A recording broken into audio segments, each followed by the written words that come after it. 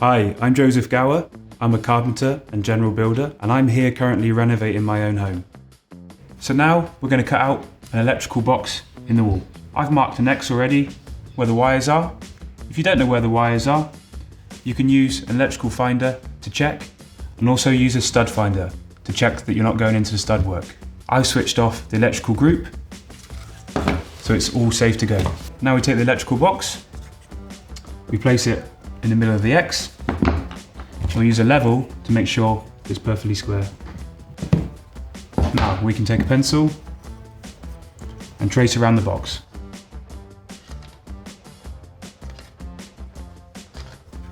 That leaves us exactly where we need to cut.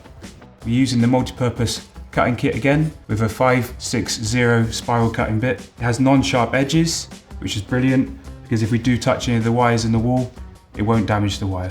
I'm going to set the depth to 15 millimeters because I know that the plasterboard is 9.5 millimeters.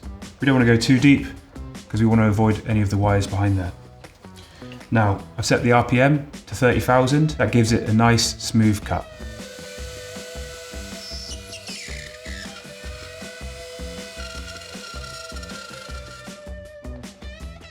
Now, if you stop just before the end, you can use a screwdriver and just pop out that piece.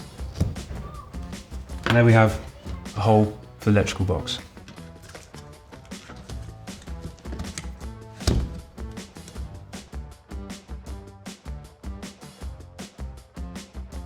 Now we're going to cut the wires down. Make sure you don't cut too much of the wire because when you need to access the socket again in the future, you don't want to get shocked.